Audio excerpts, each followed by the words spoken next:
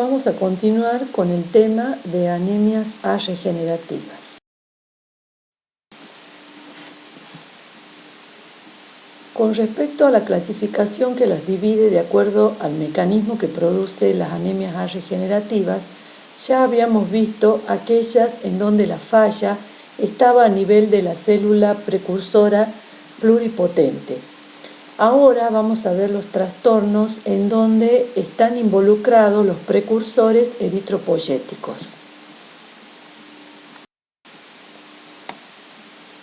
Dentro de estas entidades podemos dividirlas en adquiridas y hereditarias. Dentro de las adquiridas encontramos la aplasia pura de glóbulos rojos, las endocrinopatías, la falla renal y otros. Y dentro del grupo de las hereditarias, la enfermedad de Diamond-Blackfan y los síndromes diseritropoyéticos congénitos.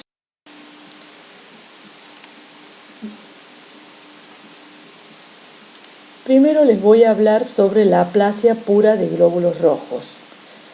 Esta consiste en una falla selectiva de la eritropoyesis que se va a manifestar con una anemia normocítica normocrómica a nivel de la sangre periférica, con reticulocitopenia severa, donde nosotros encontramos un valor de reticulocitos inferior al 1%, y si uno observa la médula ósea hay una ausencia de los precursores eritropoyéticos.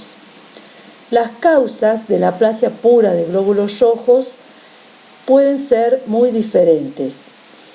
Podemos encontrarnos frente a anticuerpos que inhiben la formación de las colonias eritroides.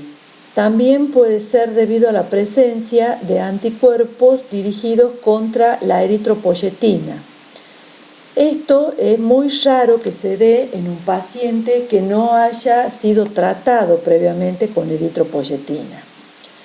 Y después tenemos también aquella aplasia pura de glóbulos rojos en donde hay una acción de los linfocitos T citotóxicos o de las células natural killer. Y en este caso está sumamente relacionado con la presencia de un síndrome linfoproliferativo crónico.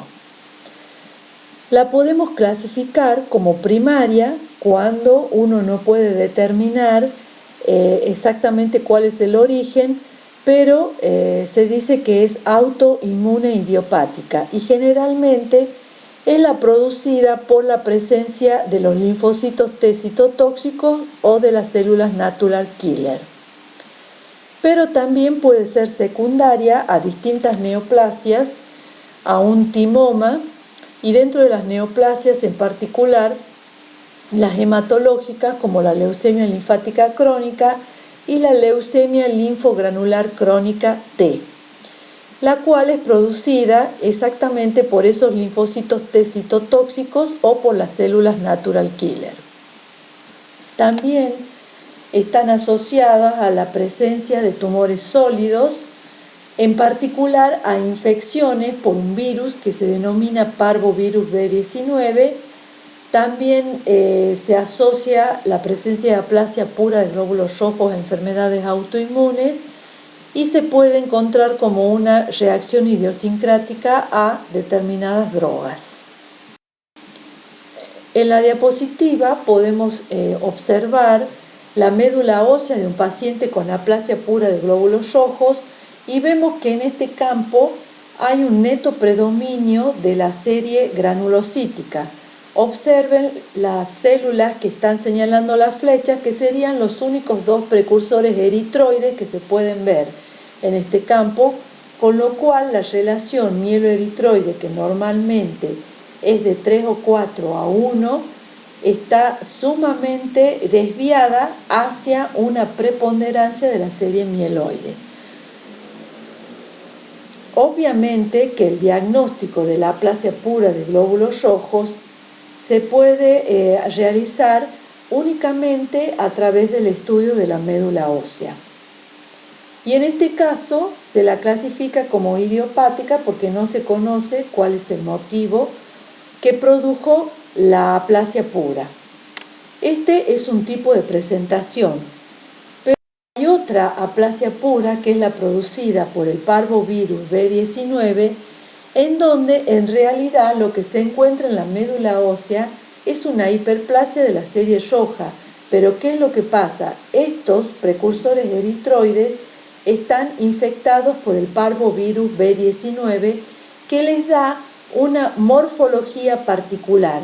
Se trata de elementos gigantes, como se ven en la diapositiva, en este caso proeritroblastos, donde la presencia del virus a nivel nuclear hace aparecer estas inclusiones que tienen el aspecto de nucleolos.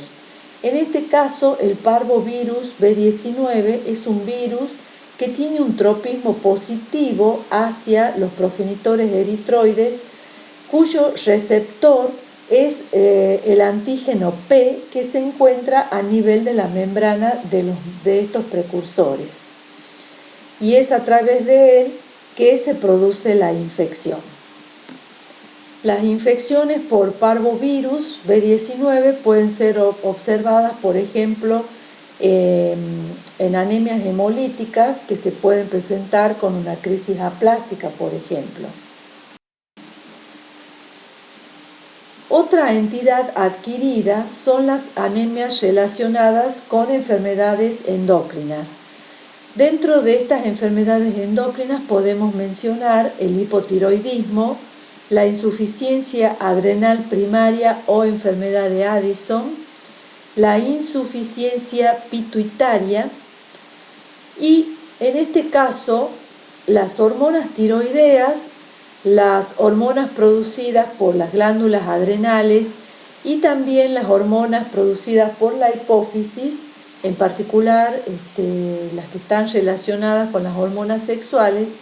Todas ellas actúan en forma sinérgica con la eritropoyetina, de tal manera que al estar disminuidas no se ejerce ese efecto sinérgico y se genera un estado de anemia arregenerativa, en donde generalmente podemos ver a nivel de la sangre periférica una anemia que siempre es moderada y es generalmente normocítica, normocrómica, a excepción del caso del hipotiroidismo, en donde podemos encontrar también anemias tanto macro como microcíticas.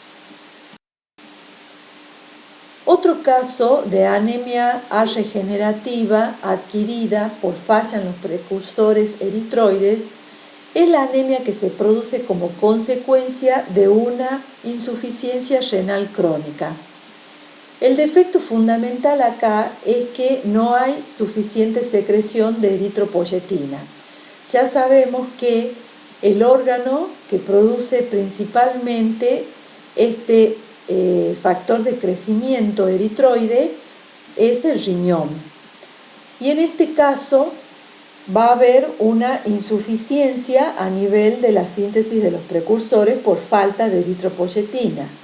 Pero además también hay otros factores que influyen, como por ejemplo que al estar fallando la excreción se produce la acumulación de metabolitos tóxicos, que es el fenómeno que se conoce como uremia.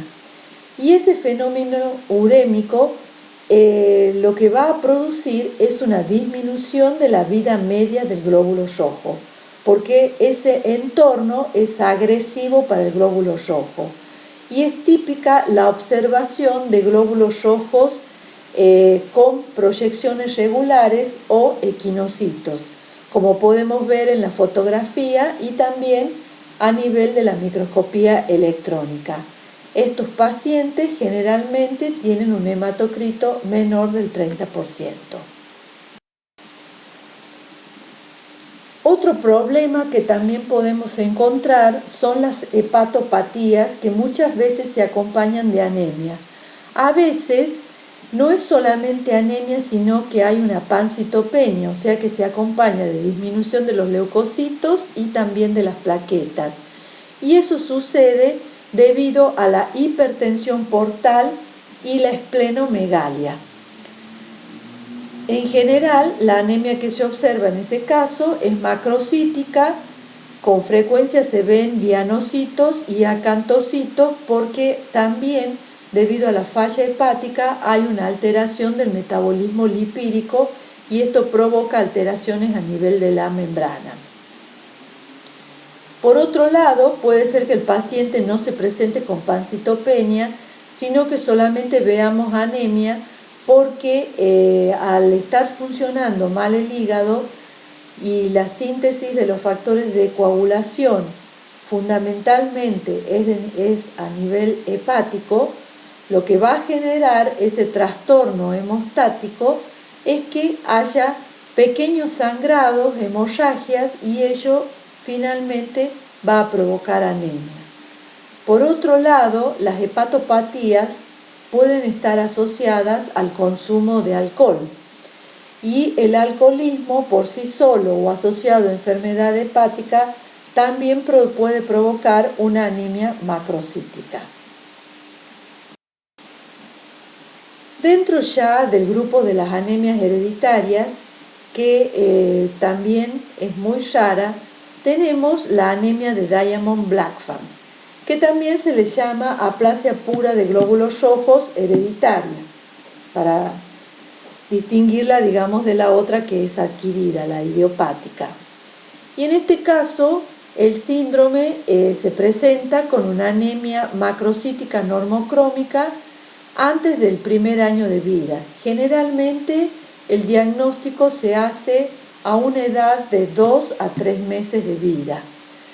Tienen una profunda reticulocitopenia y en la médula ósea se va a observar una celularidad normal, pero hay una deficiencia selectiva de los precursores eritroides. Lo que sí podemos ver, si se hace el estudio sérico de eritropoyetina, que esta está aumentada. En cambio, los glóbulos blancos y las plaquetas usualmente están normales. Esta patología está asociada a mutaciones genéticas en genes que codifican para proteínas que intervienen en la biogénesis del ribosoma. Actualmente se conocen 12 genes que podrían estar afectados por mutaciones que llevan a la producción de la anemia de Diamond-Blackfan. Y se acompaña el síndrome de malformaciones físicas y retardo del crecimiento. En la fotografía ustedes pueden ver la flecha como señala los pulgares anormales que presenta el paciente, porque en lugar de tener solamente 2 falanges como es lo normal, tienen 3. El tratamiento se hace con transfusiones y corticoides, pero digamos que la única forma de curar y de que el paciente tenga una mejor calidad de vida es el trasplante de médula ósea. Y dentro de las entidades congénitas, por otro lado, tenemos otros síndromes también raros que se denominan anemias diseritropoyéticas congénitas.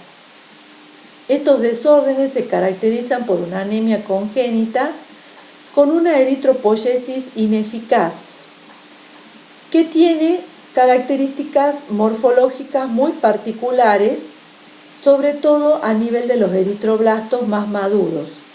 Y como consecuencia de esa eritropoyesis ineficaz, hay una hemocromatosis secundaria. Estos pacientes se presentan con esplenomegalia, ictericia, que también es consecuencia de la eritropoyesis ineficaz, y con un índice de producción reticulocitaria bajo para el grado de anemia. Hay una clasificación tradicional que las divide en tipo 1, tipo 2 y tipo 3, pero actualmente se han descrito más tipos de anemias diseritropoyéticas congénitas, llegando a denominarla hasta el número 7. De todas maneras, estas son las de presentación más frecuente y con características más distintivas. La tipo 1 es autosómica recesiva, es una anemia macrocítica que presenta eritropoyesis megaloblástica. El test de Ham es negativo, recuerdan el test que vimos para el diagnóstico de hemoglobinuria paroxística nocturna. Y si observamos en la sangre periférica, los glóbulos rojos presentan anillos de Cabot. Y a nivel de la médula ósea, la característica particular que tienen los eritroblastos es la presencia de puentes intercromatínicos. En el caso de la tipo 2, esta también es autosómica recesiva, pero a diferencia de la tipo 1, la anemia es normocítica, la eritropoyesis es normoblástica y en este caso el test de Ham usualmente es positivo. Pero en este caso no es debido a que haya una falla a nivel del glóbulo rojo que haga que se lise por acción del complemento. Acá el complemento no tiene nada que ver. En este caso, hay determinados sueros que presentan una inmunoglobulina que se denomina anticuerpo EMPAS. Es una IgM que va a reaccionar con los glóbulos rojos de anemia diseritropoyética congénita del tipo 2.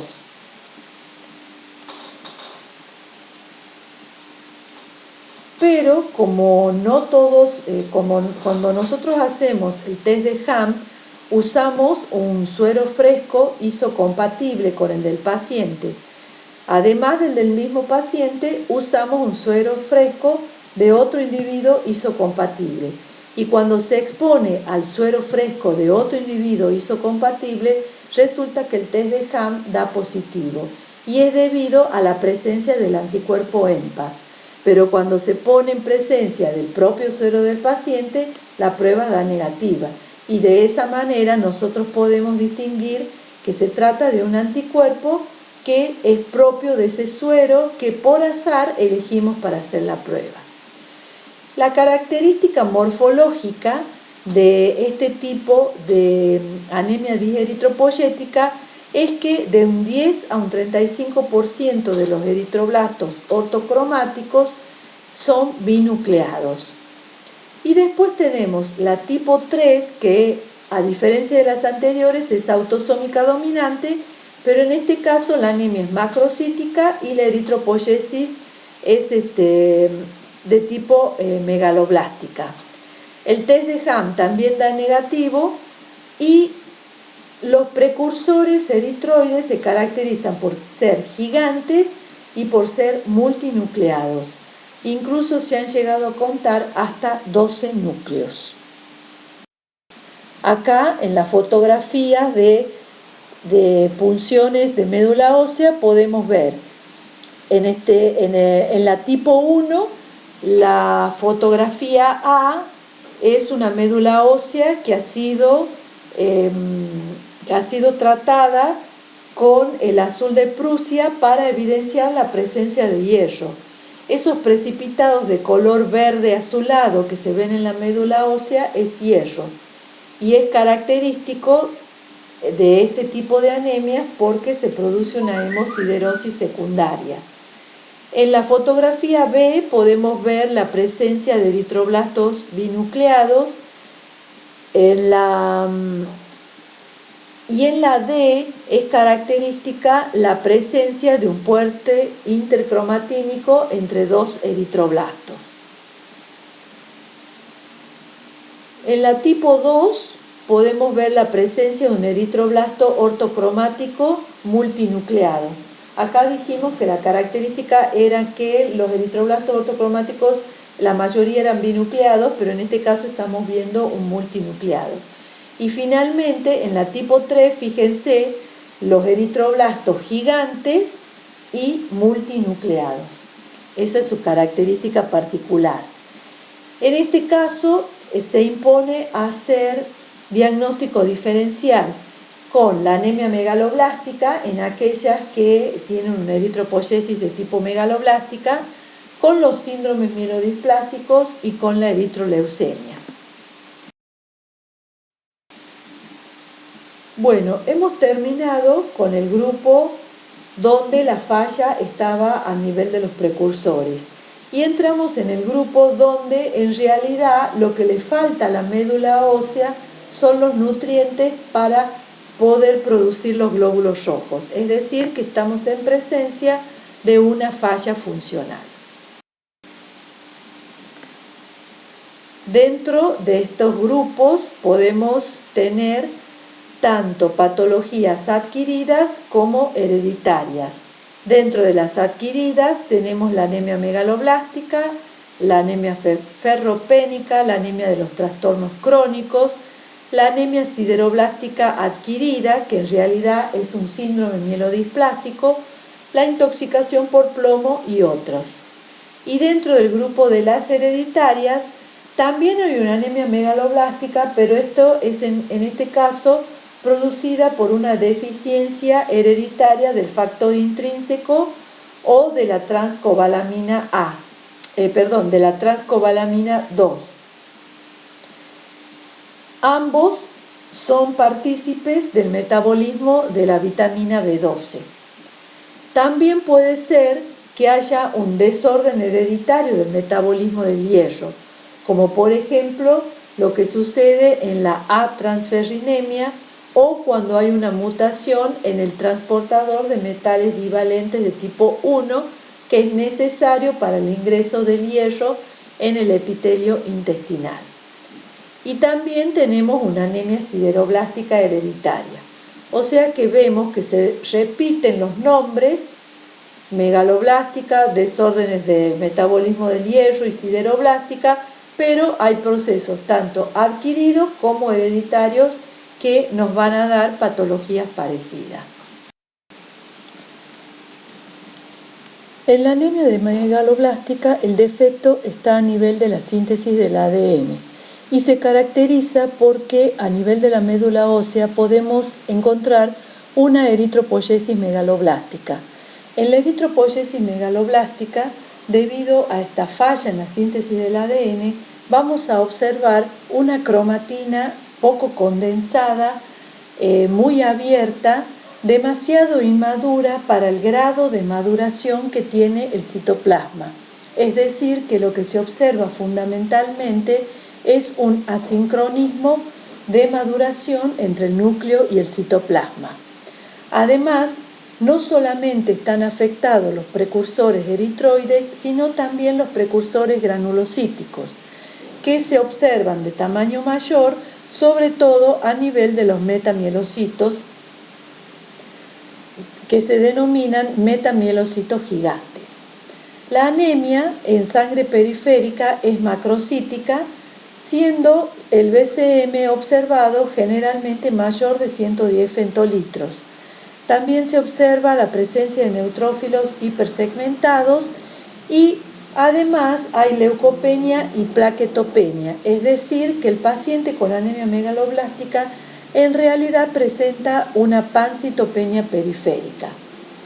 Con respecto a los síntomas clínicos de la enfermedad, se caracteriza por los típicos de cualquier anemia, o sea, debilidad, fatiga, palidez, pero en este caso tienen un tinte ligeramente amarillento debido a que esa eritropoyesis megaloblástica además es una eritropoyesis ineficaz que va a generar el aborto medular de los precursores y por lo tanto una hemólisis extravascular con aumento de la bilirrubina a expensas de la fracción indirecta. Además, si el defecto es de vitamina B12, también el paciente va a presentar una neuropatía periférica y en el caso de que la deficiencia sea de folatos y estemos en presencia de una paciente embarazada, se observarán anomalías fetales.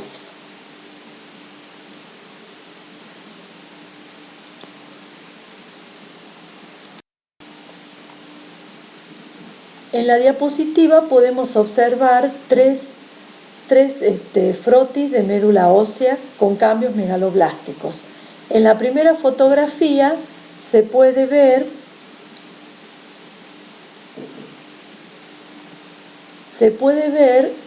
en el centro un eritroblasto policromatófilo donde se observa muy abierta la cromatina. En el mismo campo estamos viendo acá un proeritroblasto que es normal, fíjense cómo está decondensada la cromatina. Acá hay un eritroblasto basófilo también normal y fíjense que hay varios elementos que tienen estas cromatinas más abiertas. En la segunda fotografía también vemos varios eritroblastos con las cromatinas abiertas y también precursores granulocíticos con este tipo de cromatina. También es característico de la eritropoyesis megaloblástica una hiperplasia eritroide. En la fotografía inferior hay cambios megaloblásticos en los precursores eritroides y la presencia de metamielocitos gigantes. Fíjense, este es un metamielocito gigante y acá hay un callado gigante también.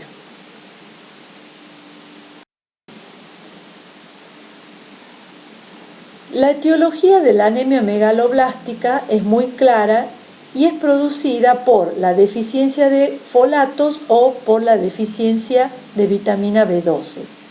¿Por qué puede ser producida la deficiencia de folatos? Porque hay una disminución en la ingesta. Esto sucede en la desnutrición, en la vejez, en la pobreza y en el alcoholismo. Puede ser que haya una alteración a nivel de la absorción intestinal, que es lo que sucede en el ESPROE. También pueden haber aumentado los requerimientos, que es el caso del embarazo, y por eso está indicado el tratamiento con ácido fólico.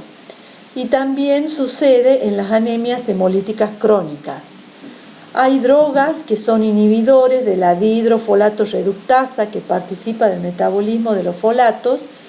También hay drogas que inhiben la síntesis de los deoxinucleótidos y los anticonceptivos orales también interfieren con el metabolismo de los folatos. Finalmente, hay causas congénitas de la deficiencia, como una deficiencia hereditaria de la dihidrofolato reductasa o una mala absorción congénita de los folatos. La deficiencia de la vitamina B12 se puede producir también porque haya una ingesta inadecuada, que es lo que sucede en los veganos. Los veganos son aquellos individuos vegetarianos que no consumen ningún alimento de origen animal. Y la vitamina B12 se encuentra presente únicamente en este tipo de alimentos. Por otro lado, también puede deberse a una absorción disminuida, que es lo que sucede cuando el paciente fue sometido a una gastrectomía, a una resección ileal o cuando presenta una insuficiencia pancreática, ya que como la absorción se produce a nivel del tracto intestinal, es necesario que esté intacto para que su absorción sea correcta. Por otro lado, tenemos una enfermedad autoinmune, que es la anemia perniciosa, donde vamos a encontrar anticuerpos dirigidos contra las células parietales, que son células del estómago secretoras del factor intrínseco, el cual es indispensable para la absorción de la vitamina B12. O puede ser que esos anticuerpos estén dirigidos contra el factor intrínseco. Por último, y más raras, son las deficiencias debido a una deficiencia hereditaria de la transcobalamina 2 o del factor intrínseco, que ambos son necesarios para el transporte y la absorción de la vitamina B12. En la diapositiva podemos ver cómo se realiza la absorción del folato a nivel del tracto gastrointestinal. El folato es ingerido con la dieta y la molécula de folato consta de residuos de glutamato. Generalmente el que viene con la dieta está en la forma de poliglutamato. Por otro lado, los alimentos que están fortificados o enriquecidos contienen ácido fólico, y asimismo los suplementos que se dan, por ejemplo, en el caso de una mujer embarazada, también es ácido fólico. ya sea el folato o el ácido fólico, van a ingresar al organismo, van a atravesar el estómago y van a ser absorbidos a nivel del duodeno y del yeyuno. Previamente, esta forma de poliglutamato va a ser transformada en monoglutamato por la glutamato carboxipeptidasa 2, que se encuentra a nivel del ribete en cepillo del intestino. Y es la que se identifica con la sigla GCP2. Una vez que es transformado a la forma monoglutámica, se realiza la absorción a través de dos transportadores, el HRFC, que es el transportador de folatos reducido, y el HPCFT, que es el transportador acoplado a protones. Una vez que ingresa, se transforma en 5-metilén-tetrahidrofolato, que pasa al torrente circulatorio y se une a la albúmina. De esa manera es transportado hacia los tejidos y es almacenado fundamentalmente en hígado.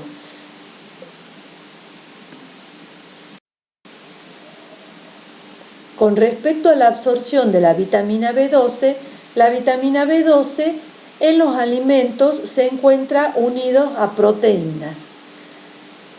También va a ingresar al estómago y va a ser liberado de esa fracción proteica por el ácido clorhídrico producido por la mucosa gástrica. Una vez que se libera de la proteína animal, se va a unir a una proteína R o aptocorrina que es secretada por las glándulas salivales y también por las células parietales.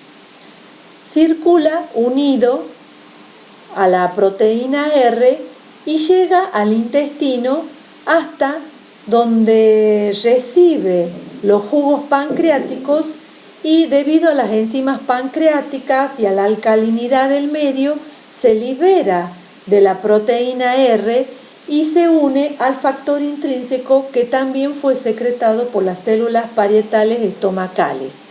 Esta unión es necesaria porque a nivel del ilion va a ser absorbido a través de un transportador que es la cubilina, y la cubilina lo que reconoce es al factor intrínseco.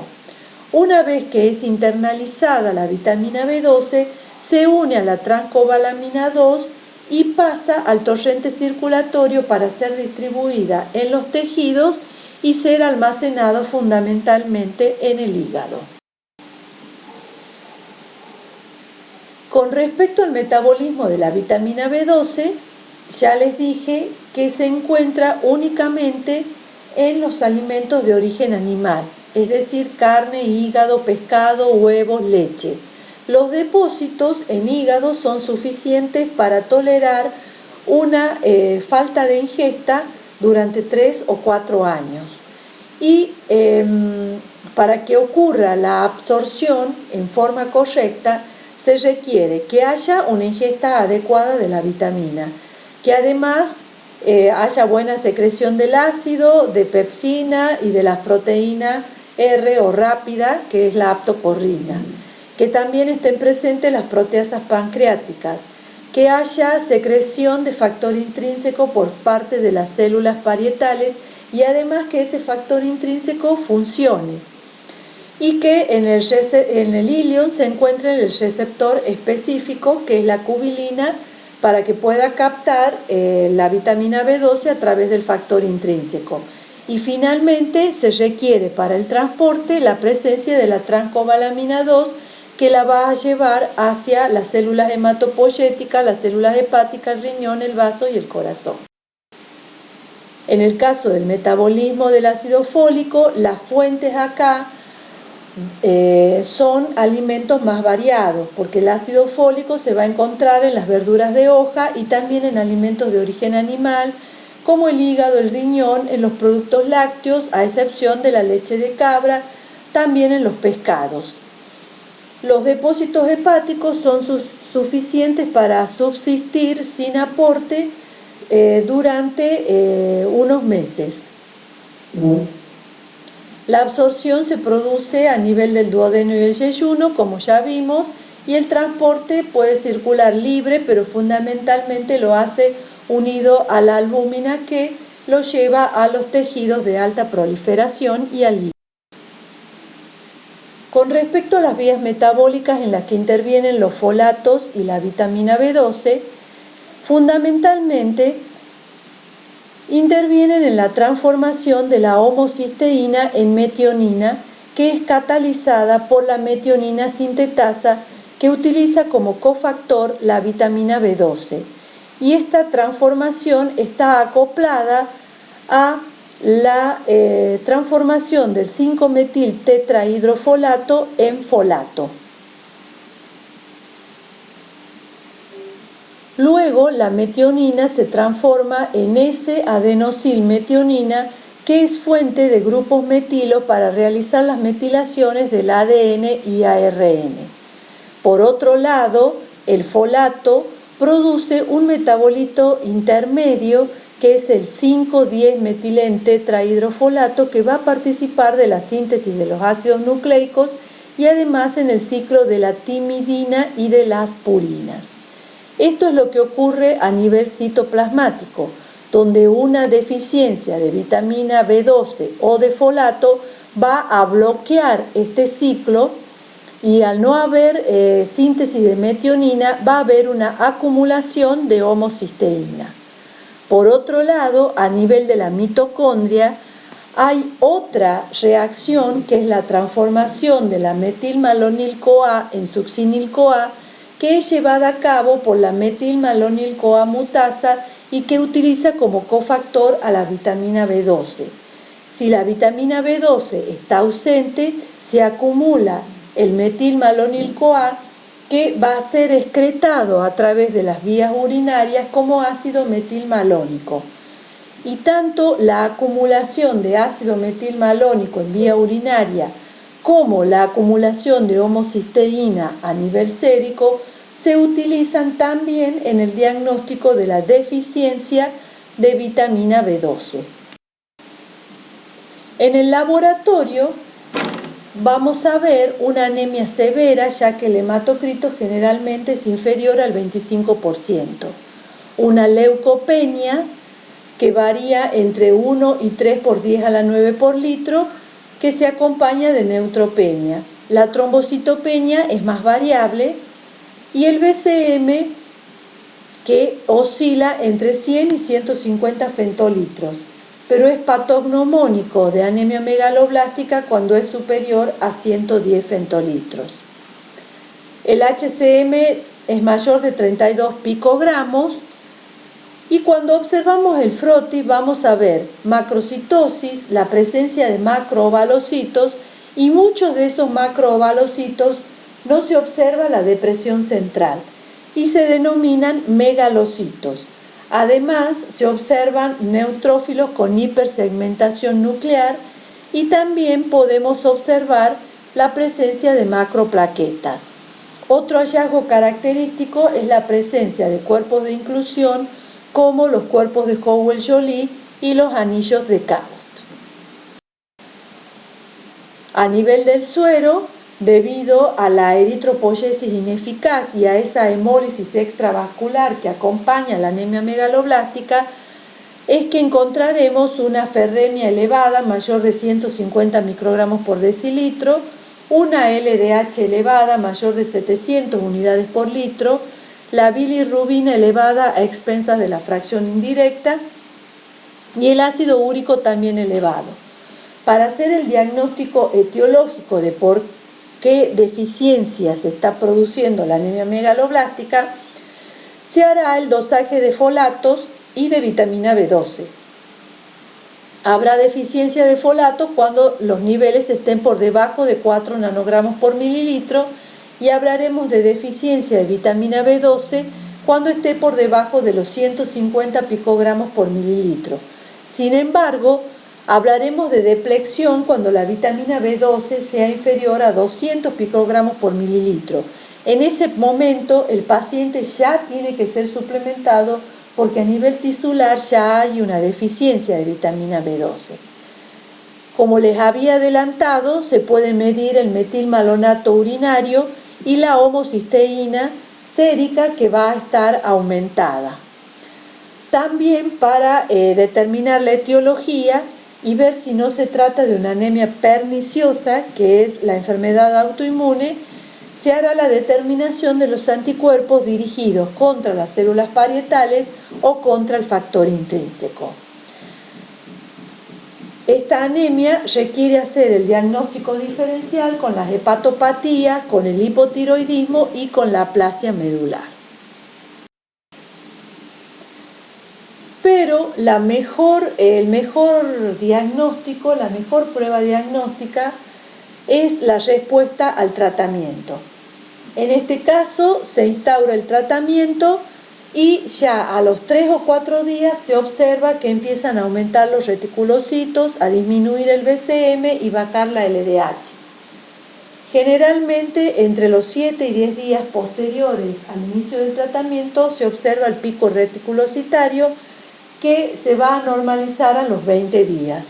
Pero la corrección completa de la anemia, con normalización de la hemoglobina y el hematocrito, se va a demorar un poco más, a veces hasta 2 meses. Los leucocitos y las plaquetas se van a normalizar e incluso se pueden encontrar valores aumentados, y también va a observarse un descenso de la ferremia. Continuaremos ahora hablando de los trastornos de metabolismo del hierro. Con respecto a cómo se distribuye el hierro en el organismo, fundamentalmente se encuentra a nivel de la hemoglobina, que está localizada en los glóbulos rojos, siendo el mayor contenido de hierro que tenemos en el cuerpo. También se encuentra asociado a otras proteínas, como por ejemplo la mioglobina, los citocromos y las proteínas con hierro y azufre. Estas proteínas se encuentran localizadas en todos los tejidos, pero particularmente en el músculo. Y estas proteínas son las que se describen como las que contienen el hierro funcional y que representa aproximadamente del 60 al 80% del hierro total del organismo. Por otro lado, tenemos el hierro que está asociado a la transferrina, que es la proteína transportadora del hierro y que se encuentra a nivel del plasma y del líquido extravascular, y representa apenas del 0,1 al 0,2% del total del hierro. Y finalmente tenemos el hierro que está asociado a los depósitos en hígado, vaso y médula ósea, como ferritina y hemosiderina, y que representan del 20 al 30% del total del hierro. El hierro puede absorberse a lo largo de todo el intestino, pero su absorción es más eficiente a nivel del duodeno y en la parte alta del yeyuno. Esa absorción va a depender en primer lugar del tipo de hierro que esté presente en la dieta, porque la forma en que se absorbe el hierro es la forma ferrosa. Y también que es la forma en que se encuentra presente en el hierro Hem. Por eso es más fácilmente absorbible. Pero por otro lado, también viene como hierro no inorgánico en forma de sales ferrosa o férrica. Para ser absorbido, las sales férricas deben ser reducidas a sales ferrosas antes de que ocurra su absorción. El hierro de los alimentos se encuentra en forma de hierro Hem o en forma iónica como sales ferrosas y férricas. El mecanismo de absorción del hierro Hem es directo. Ingresa directamente al enterocito y en el interior el Hem es clivado enzimáticamente por la hemooxigenasa para liberar el hierro, que puede ser almacenado en el enterocito o puede ser transportado al extremo basal del enterocito para entrar al torrente circulatorio. Debido a que el hierro Hem es el que mejor se absorbe, vemos acá en la diapositiva que de la oferta que recibe el intestino, aproximadamente del 20 al 30% es absorbido. En cambio, de las sales de hierro que se le ofrecen, únicamente se absorbe el 10%, y para ser absorbido tiene que estar en el estado ferroso. Por supuesto que la absorción va a multiplicarse de 3 a 4 veces si existiera un estado de ferropenia. Además, existen elementos que son facilitadores y otros que son inhibidores de la absorción del hierro. Dentro de los facilitadores tenemos la vitamina C, el pH ácido, una eritropoyesis estimulada o aumentada, la carne, el pescado, los azúcares y los aminoácidos. En cambio, son factores inhibidores de la absorción del hierro la hipo o la acloridia, la leche de vaca, los oxalatos, las fibras, el calcio, los fosfatos, los fitatos y los tanatos. El hierro de la luz intestinal debe encontrarse en estado ferroso para poder atravesar la membrana apical del epitelio de la mucosa intestinal. Para ello, el ion férrico de los alimentos es reducido por una enzima que se encuentra en dicha membrana, que la pueden ver acá como ferrirreductasa, y que en realidad esa ferrirreductasa se denomina citocromo B duodenal. El hierro reducido luego es transportado al interior del enterocito por el transportador de metales divalentes 1. Además de hierro ferroso, esta proteína también puede transportar otros iones como el zinc, el manganeso, cobalto, cadmio, cobre, níquel y plomo.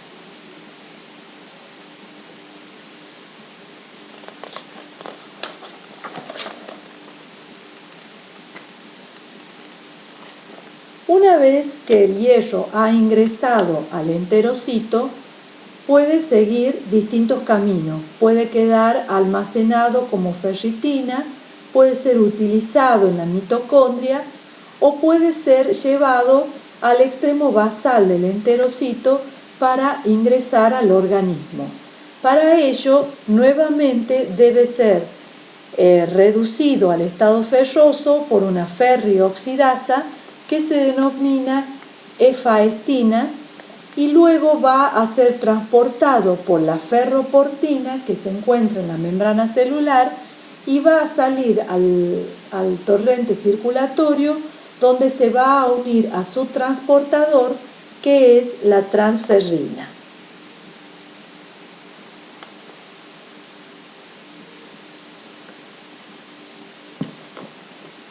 Acá en la diapositiva podemos ver también la presencia de la hepcidina, que es el principal regulador de la absorción de hierro, ya que cuando está disminuida se favorece la absorción del hierro, y es lo que sucede en la anemia ferropénica, en los estados de hipoxia o cuando la eritropoyesis está acelerada.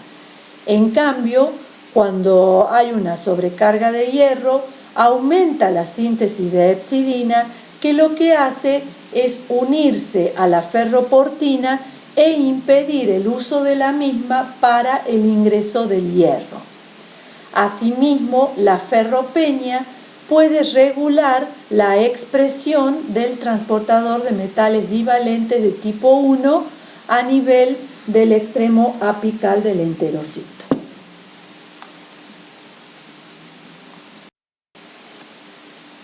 La homeostasis intracelular del hierro se mantiene, al menos en parte, por mecanismos regulatorios post-transcripcionales a través de los elementos respondedores al hierro que están situados en la región no codificable del ARN y que se denominan IRE, y de las proteínas reguladoras del hierro o IRP, que son las que actúan como sensoras del nivel de hierro lábil y se van a unir a los elementos respondedores cuando el hierro está bajo, de tal manera que al unirse pueden estimular o inhibir la síntesis de proteínas que intervienen en la homeostasis del hierro.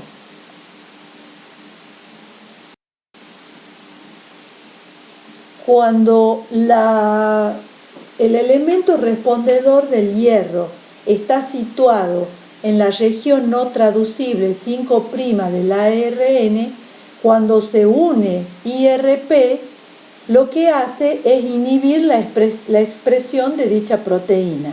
En cambio, cuando ese elemento respondedor está situado en la región 3' del ARN y se une a IRP, lo que hace es estimular la expresión de la proteína, ya que lo que hace es proteger al transcripto de la acción de las endonucleasas. Y es lo que podemos ver acá en esta diapositiva.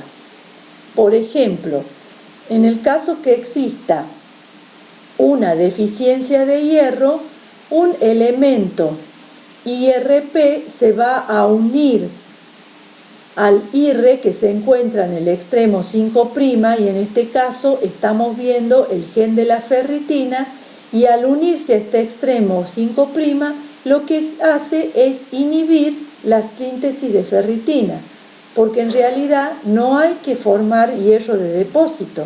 Lo que queremos en este caso es que se libere el hierro del depósito. En cambio, fíjense, cuando el elemento respondedor se une al extremo 3', que es lo que está sucediendo, por ejemplo, acá en el caso de la síntesis del receptor de transferrina, vemos que se va a liberar la síntesis, se va a producir la traducción, y de esa manera vamos a tener una mayor disponibilidad de receptores para que se capte mayor cantidad de hierro. Todo lo contrario va a suceder cuando haya un exceso de hierro. Se va a liberar el elemento regulador del elemento respondedor, y ello va a facilitar la acción de las endonucleasas que van a actuar sobre este RNA impidiendo su traducción. En cambio, acá, en el caso del gen de la ferritina, al no unirse el elemento regulador al elemento respondedor, lo que hace es facilitar su traducción.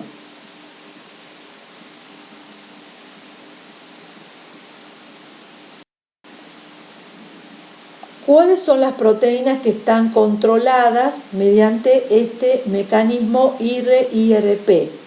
Aquellas que actúan en la adquisición del hierro, como es el receptor de transferrina 1 y el transportador de metales divalentes 1. Aquellas que intervienen en el almacenamiento, como la ferritina, las que están involucradas en la utilización, como la delta-A, la sintetasa, que participa en la síntesis del grupo M, y las que participan en la exportación del hierro, que en este caso es la ferroportina.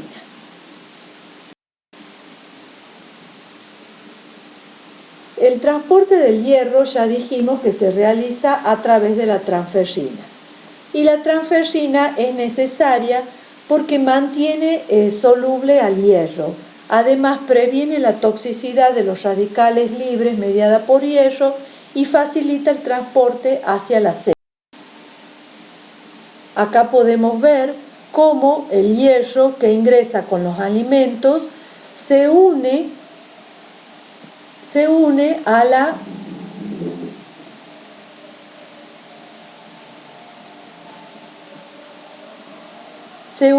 la transferrina y es transportado a los sitios de reserva, como el hígado, donde se va a acumular en forma de ferritina, y hacia la médula ósea, donde va a ser tomada por los receptores de transferrina, va a ser endocitada, se toma el hierro que va a ser utilizado para la síntesis del hemo y finalmente para formar hemoglobina, que va a ser transportada dentro de los glóbulos rojos para oxigenar a los tejidos.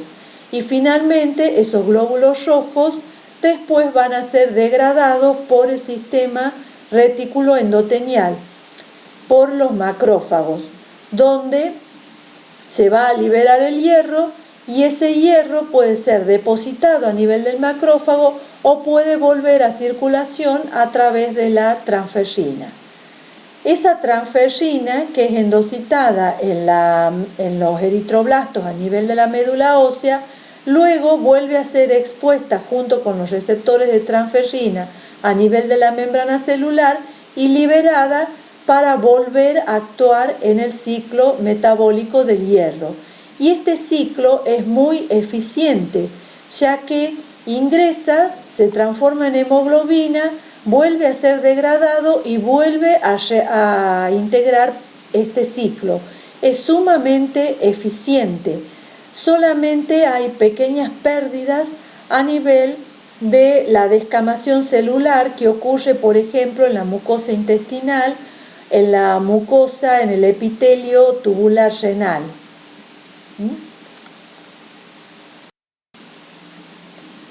El hierro se va a depositar en forma de dos proteínas fundamentalmente, que son la ferritina y la hemosiderina. La ferritina es la molécula especializada para el depósito del hierro, tiene la forma de una esfera hueca, esa sería la parte proteica que se llama apoferritina, y en el centro se encuentra el hierro en forma de cristales de hidróxido fosfato férrico. También se encuentran pequeñas cantidades de ferritina en el plasma. Tiene la capacidad de ser soluble, de tal manera que hay una estrecha relación entre los depósitos de hierro corporales y la concentración de la ferritina plasmática. Es decir, que midiendo la ferritina plasmática tenemos una idea de cómo está el depósito de hierro. La otra forma, que es la forma de hemosiderina, si bien está químicamente emparentada con la ferritina, hay una diferencia fundamental y que esta es insoluble en agua. La hemosiderina tiene un porcentaje mayor de hierro y en este caso, una vez que se forma la hemosiderina, el hierro de ahí ya no se puede recuperar más. Y lo que estamos viendo acá es cómo lo revelamos, por ejemplo, a nivel de la médula ósea con la técnica del azul de Prusia, que nos muestra un depósito de color verde azulado como reacción positiva a la presencia del hierro. Lo importante dentro del metabolismo del hierro es que el cuerpo no tiene un mecanismo que le permita eliminar el exceso de hierro. Por lo tanto, si hay sobrecarga, la misma solamente puede ser evitada regulando la absorción intestinal y el reciclaje que realizan los macrófagos. Y la proteína encargada de la regulación sistémica del metabolismo del hierro es una hormona sintetizada por el hígado y que se denomina hepcidina.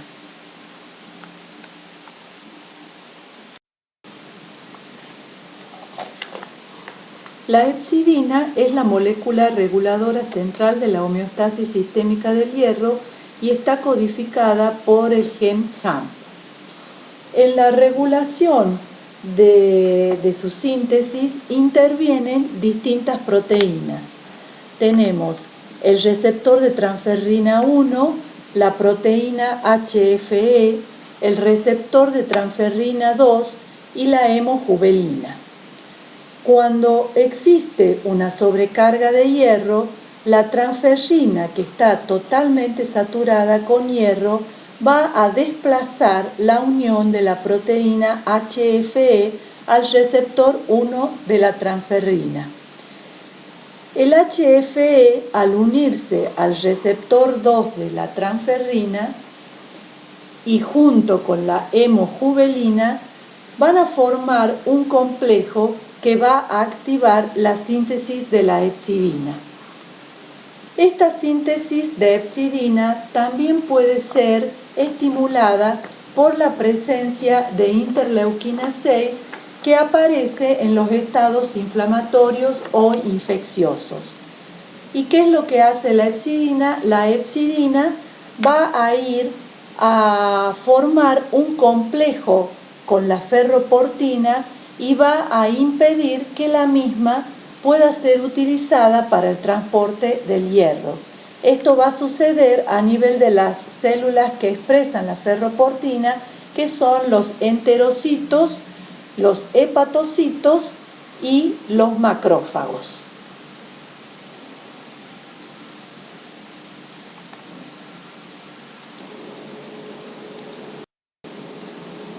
En la diapositiva se resume cómo se realiza la regulación de la expresión de la hepcidina.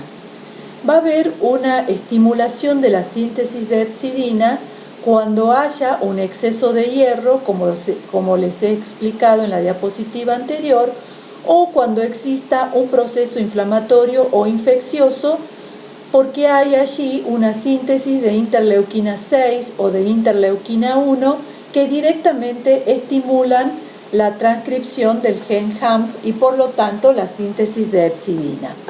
Todo lo contrario sucede cuando existe una deficiencia de hierro, donde la síntesis de la hepcidina va a estar bloqueada o disminuida para facilitar la absorción del hierro. También la eritropoyesis aumentada a través de unos factores que son secretados por los eritroblastos van a inhibir la síntesis de la hepcidina a nivel hepático. Y el estado de hipoxia a través de la secreción del factor HIF también es otro mecanismo por el cual se puede inhibir la síntesis de hepcidina.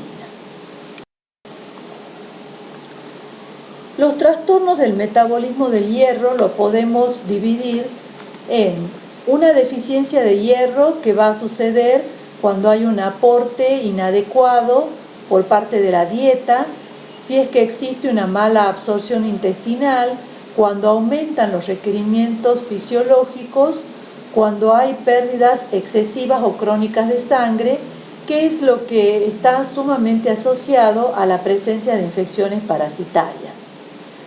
Otro trastorno es la anemia de los trastornos o de los procesos crónicos, también conocido como anemia de la inflamación, y que acompaña a los procesos infecciosos crónicos, inflamatorios crónicos y a las neoplasias. Y después tenemos los estados de sobrecarga de hierro, dentro de los cuales tenemos la anemia sideroblástica, la hemocromatosis hereditaria y también las adquiridas, que son secundarias, por ejemplo, a aquellas anemias hereditarias que pueden producir sobrecarga de hierro como consecuencia secundaria. Dentro de ellas tenemos la talasemia mayor, la enfermedad de células falciformes y la anemia refractaria adquirida.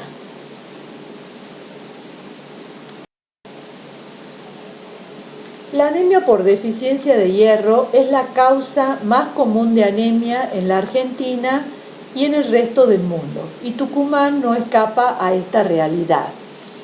En los hombres y en las mujeres posmenopáusicas, la primera causa es la pérdida gastrointestinal, que puede ser secundaria a la presencia de una parasitosis, a un proceso neoplásico del tracto gastrointestinal, a enfermedad celíaca, a gastritis por Helicobacter pylori o al uso crónico de analgésicos, que finalmente lo que produce es una hemorragia crónica. En cambio, en las mujeres en edad fértil, lo más común es que la anemia ferropénica sea consecuencia a las pérdidas menstruales aumentadas. Y en el caso de bebés, niños y adolescentes se debe a que hay un aumento de los requerimientos.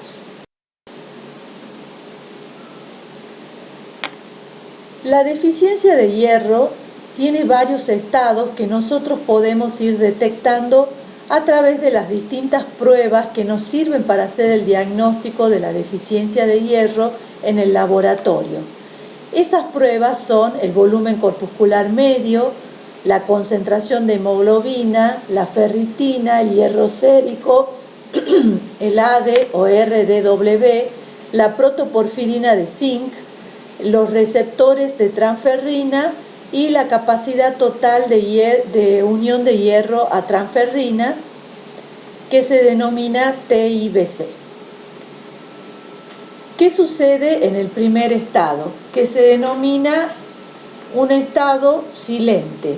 Lo único que ocurre es una disminución del hierro de depósito, y esto se va a evidenciar en el laboratorio por un descenso en el nivel sérico de ferritina, siempre y cuando no se acompañe este proceso de un proceso inflamatorio concomitante, ya que la ferritina actúa como un reactante de fase aguda, y si el paciente presenta también un estado inflamatorio, vamos a verla quizás en niveles normales a pesar de que ya exista una deficiencia de hierro. El siguiente estado es el estado latente, donde ya hay una eritropoyesis que empieza a ser deficiente en hierro y que lo podemos evidenciar en el laboratorio porque ya hay una disminución en el nivel sérico del hierro, hay un aumento de los receptores de transferrina para tratar de captar mayor cantidad de hierro y hay un aumento de la transferrina para mejorar el transporte. Y esto lleva finalmente a una disminución del porcentaje de saturación de transferrina. Recuerden que el porcentaje de saturación de transferrina se calcula dividiendo la concentración de hierro sérico en la transferrina y multiplicando por 100. Lo característico en esta etapa es que el porcentaje de saturación sea inferior a un 16%. Y finalmente tenemos la etapa manifiesta de la anemia ferropénica o ferropriva, donde ya vamos a ver que hay una disminución de la concentración de hemoglobina y en ese caso ya decimos que el paciente está anémico, pero también se afectan los índices hematimétricos porque toda anemia donde esté afectada la síntesis de hemoglobina va a conducir a la formación de glóbulos rojos microcíticos e hipocrómicos. Por lo tanto, va a haber una disminución del BCM y también del HCM. Ya el hierro estaba disminuido, la transferrina estaba aumentada, los receptores de transferrina estaban aumentados y a esto se va a sumar que también va a aumentar la protoporfirina de zinc porque va a haber mayor cantidad de protoporfirina, pero ante la falta de hierro no se va a estar formando el hemo. Además, la presencia de estos glóbulos microcíticos e hipocrómicos van a coexistir con otros que van a ser todavía normales y eso se va a ver a nivel de la sangre periférica como una anisocitosis que se va a ver reflejado en un aumento del AD o RDW. Acá podemos ver la sangre periférica de un paciente con anemia ferropénica, donde se ven los glóbulos rojos, microcíticos e hipocrómicos y también hay un cierto grado de poiquilocitosis, predominando la presencia de eliptocitos que algunas veces toman la forma de lápiz o de habano y que son denominados purocitos. A nivel de la médula ósea se puede ver la presencia de eritroblastos que son ligeramente anormales porque presentan problemas en la hemoglobinización y son más pequeños. En la fotografía D se ha hecho la reacción de azul de Prusia y vemos que los depósitos de hierro están ausentes. Recuerden que aparecen como un precipitado de color verde azulado. Tienen ahí una fotografía control donde se puede ver los depósitos de hierro dentro de los glóbulos rojos para que uno siempre procesa cuando hace una reacción citoquímica un control normal para ver que la reacción ha funcionado.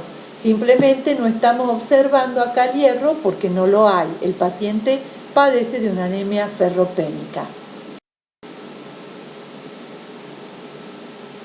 Otro trastorno del metabolismo del hierro es la anemia de los trastornos crónicos, que ya les anticipé que se asocia a condiciones inflamatorias como los procesos infecciosos, las enfermedades reumatoideas, que son las inflamatorias, y también con el cáncer.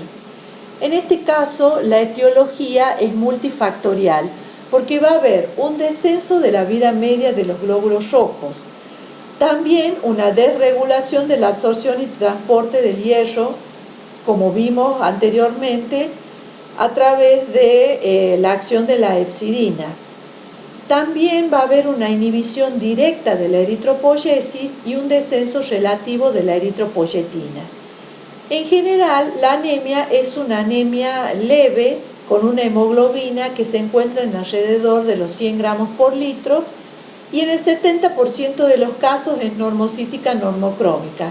Solamente un 30% se presentará como microcítica hipocrómica y es la principal causa de anemia en los pacientes internados y también en los pacientes ancianos, representando aproximadamente el 50% de los casos.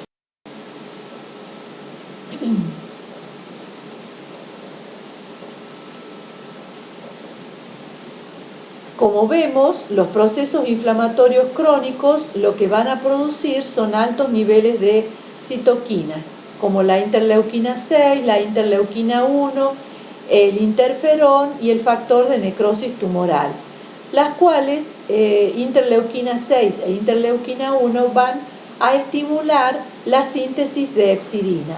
Por otro lado, las otras citoquinas inflamatorias lo que van a hacer es inhibir la eritropoyesis.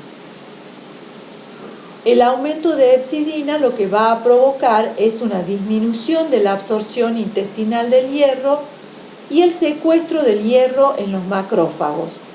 En este caso, el organismo va a sensar que hay hierro en el organismo, pero este no está disponible para la eritropoyesis.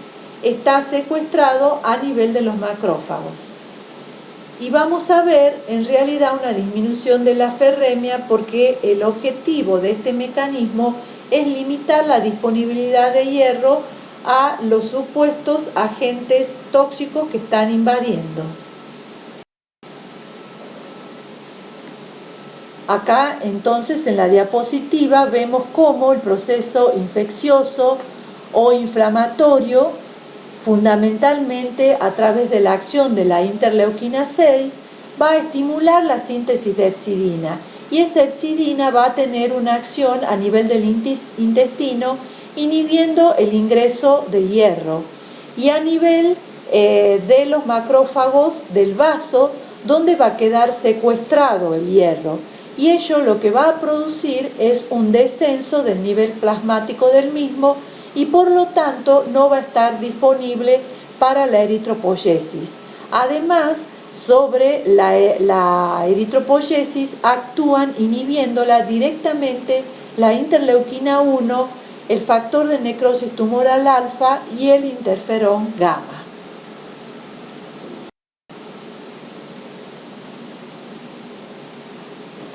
En la fotografía A se puede observar el frotis de sangre periférica de un paciente con anemia de los trastornos crónicos. Como vemos acá son glóbulos rojos normocíticos, normocrómicos y se presenta un cierto grado de poiquilocitosis con presencia de eliptocitos, pero eso no es un hallazgo frecuente. En la fotografía B se puede ver el aspecto de la médula ósea que aparentemente es normal, está con distintos aumentos, en la B con menor aumento y en la C con un aumento de aproximadamente 10 por. En la fotografía D podemos ver la sobrecarga de hierro que hay a nivel de la médula ósea, revelado por la técnica del azul de Prusia. Y finalmente en la E vemos cómo el hierro está secuestrado a nivel del macrófago. En cambio, en los eritroblastos vemos ausencia de hierro. Por último, vamos a ver la anemia sideroblástica, que se caracteriza por el hallazgo de depósitos de hierro intramitocondrial en los eritroblastos. La presencia del hierro a nivel mitocondrial se debe a que hay una alteración de la síntesis del hemo, ya sea porque hay poca producción de la protoporfirina o porque el hierro no se puede insertar en la misma. Como consecuencia de esa producción defectuosa de hemo, vamos a observar una eritropoyesis ineficaz y una sobrecarga de hierro tisular. En general, estas anemias sideroblásticas son adquiridas, pero hay unas cuantas formas hereditarias que generalmente son bastante raras. El primer paso en la síntesis del hemo es la formación del ácido delta-aminolevulínico a partir de la succinil-CoA y de la glicina, paso que es catalizado por la delta-A sintetasa, que utiliza como cofactor a la vitamina B6. Se conocen dos delta-A sintetasa, la 1, que es sintetizada en el hígado y regulada por hemo, y la 2, que es la que nos interesa porque se sintetiza a nivel de los eritroblastos y es regulada por el nivel de hierro celular. Cuando ocurre una mutación a nivel del gen que codifica para la delta-A sintetasa 2, estaremos en presencia de la anemia sideroblástica hereditaria ligada al cromosoma X, ya que el gen de dicha enzima se encuentra en dicho cromosoma. Esta es una patología que, como toda patología ligada al cromosoma X, la transmiten las mujeres y la padecen los hombres. Pero es sumamente rara y muchos casos responden al tratamiento con la vitamina B6. Por otro lado, y ya dentro del grupo de las adquiridas, tenemos la intoxicación con alcohol o con plomo. En este caso, van a inhibir la acción de la enzima delta-A dehidratasa que actúa en la transformación del ácido delta-aminolevulínico en porfobilinógeno, reacción que se lleva a cabo ya en el citoplasma celular. También pueden inhibir la acción de la ferroquelatasa, que es la enzima que cataliza la inserción del ion hierro a la protoporfirina 9 para formar el hemo. Hay drogas que también pueden inhibir distintas enzimas que participan de la síntesis del hemo, y el déficit de vitamina B6 o fosfato de piridoxal y también la deficiencia de cobre pueden actuar para producir una anemia sideroblástica adquirida. Por otro lado, tenemos la anemia refractaria con sideroblastos en anillo, que constituye un desorden clonal que se engloba dentro de los síndromes mielodisplásicos y en donde el defecto también está en la incorporación del hierro a la protoporfirina 9, siendo esta la anemia sideroblástica que más frecuentemente se va a observar en la práctica clínica.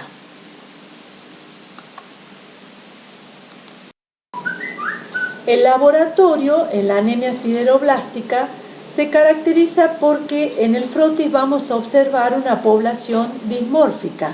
Va a haber por un lado glóbulos rojos que van a ser normales, pueden haber algunos macrocitos y va a haber otra población francamente microcítica hipocrómica. El hierro va a estar aumentado con una transferrina normal y con un porcentaje de saturación superior al 50%. La ferritina sérica va a estar aumentada generalmente por arriba de los 400 nanogramos por mililitro, así como la presencia del hierro medular. Y vamos a observar los sideroblastos en anillo en la médula ósea. Se requiere hacer diagnóstico diferencial con la hemocromatosis. ¿Qué es un sideroblasto en anillo? Un sideroblasto en anillo es aquel eritroblasto que contiene 12 o más gránulos con un arreglo perinuclear cubriendo más de un tercio de la circunferencia del núcleo, que es lo que ustedes pueden observar acá en la fotografía y que se revela con la reacción del azul de Prusia.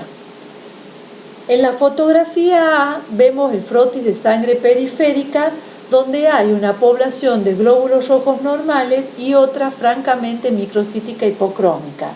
Esto se revela a nivel del histograma de glóbulos rojos, donde vemos que la curva presenta dos picos, donde se pone de manifiesto una población francamente microcítica hipocrómica y la otra normocítica normocrómica.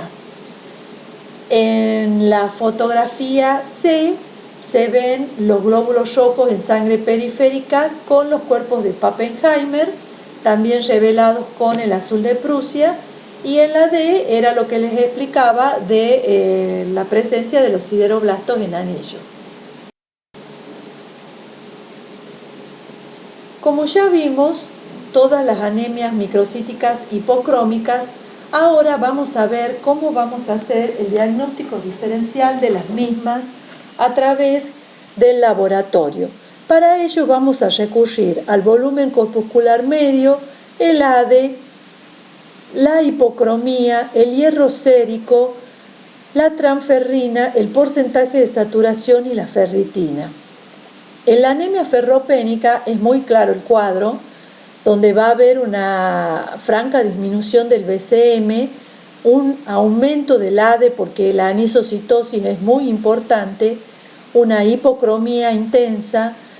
El hierro sérico va a estar muy descendido con un aumento de la transferrina y por lo tanto disminuye el porcentaje de saturación que ya les había especificado que era inferior al 16%. Y la ferritina, que nos marca el hierro de depósito, va a estar por debajo de los 12 nanogramos por mililitro. En la anemia de los trastornos crónicos, generalmente el BCM está normal, pero un 30% de los pacientes lo pueden presentar disminuido. En este caso no va a haber una anisocitosis, por lo tanto el ADE va a ser normal, la hipocromía podría llegar a estar presente, pero generalmente los glóbulos rojos son normocrómicos. Sí va a haber un descenso del hierro sérico, pero la transferrina va a estar normal o disminuida, lo mismo que la saturación. Y en este caso la ferritina la vamos a encontrar normal o aumentada. Con respecto a los síndromes talasémicos, este tipo de anemia la vamos a ver en la próxima clase, pero es una anemia microcítica hipocrómica, que al igual que en la anemia ferropénica, vamos a observar un BCM muy disminuido, glóbulos rojos francamente hipocrómicos, pero en este caso el ADE generalmente es normal. El hierro sérico y la transferrina, así como el porcentaje de saturación, suelen estar normales, pero hay algunos pacientes en donde lo podemos encontrar aumentado. Y finalmente la ferritina también va a estar normal o aumentada. La anemia sideroblástica es un caso particular donde el BCM va a estar normal o disminuido, pero como vemos una doble población, cuando observamos el extendido, cuando vemos el histograma de glóbulos rojos, esto se va a traducir con un aumento importante del ADE, o sea, hay un alto grado de anisocitosis. El hierro sérico va a estar muy aumentado porque no se puede utilizar para la síntesis del HEM, con una transferrina normal y un porcentaje de saturación que supera el 50%, y con un depósito de ferritina sumamente aumentado.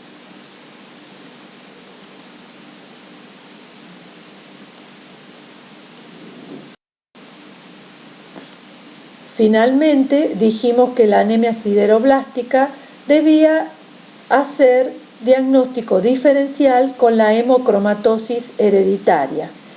La hemocromatosis es un desorden autosómico recesivo que va a provocar sobrecarga de hierro. En este caso, el problema es que hay una deficiente respuesta hepática de la hepcidina a las reservas de hierro del cuerpo, lo que se traduce en una absorción excesiva de hierro a nivel del duodeno.